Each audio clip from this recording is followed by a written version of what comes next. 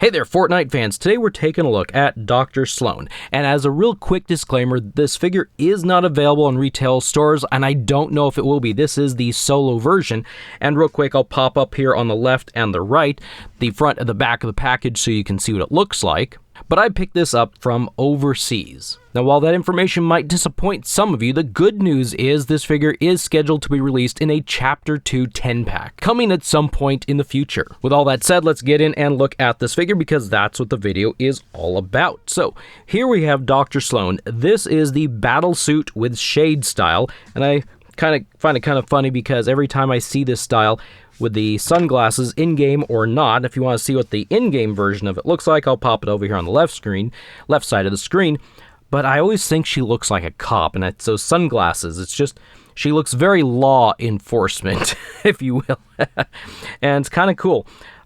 This is probably one of my favorite versions of Doctor Slone, and so I'll be honest, this one actually makes me pretty happy that this is the style that they went with.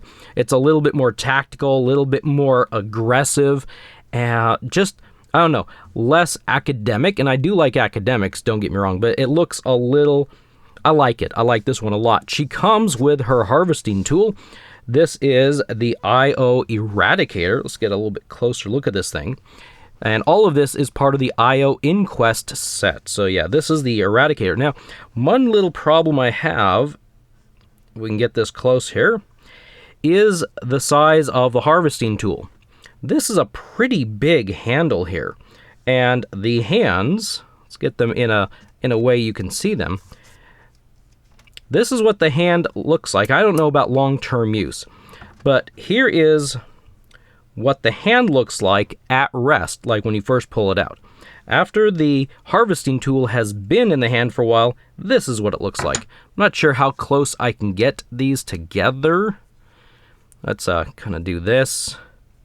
I want you to be able to see the difference in, get my hand out of the way. Let's see. Positioning is crucial. So there, you can kind of see on the left hand there, which is on the right side, how small of a grip it is, and then on the right side, which is the left side, how open it is. So it's a very, oops, I lost my tool. It's a very large-handled harvesting tool. It's very thick.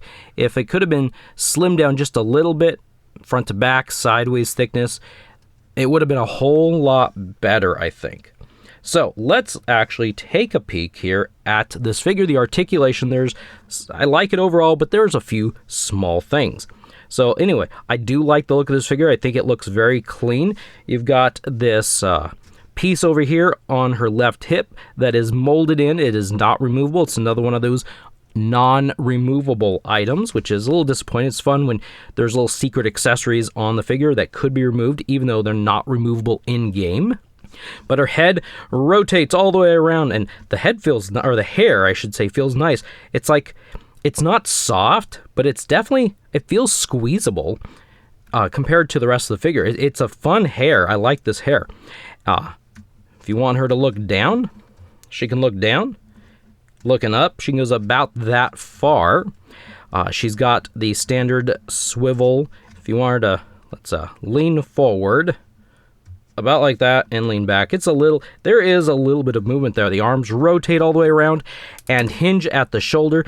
And because of the shoulder pads, safely, probably, I can only get them up about that far. And that's what happens when you bring them back. So you probably don't want to take them that far. I said safely, so maybe after all, it's not that safe. Let's see here. We got a hinge and rotation at the elbow, and my camera has decided to go autofocus on me. Now, one thing I don't like here is the arms, if you can see.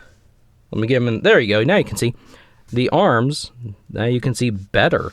The arms don't straighten out because of these elbow pads, and that's a little disappointing that couldn't be figured out, because she'll be forever locked in bent arm syndrome, more like a reaction figure that has bendable arms. I shouldn't compare this figure at all to reaction. I apologize to anyone that didn't like that comment.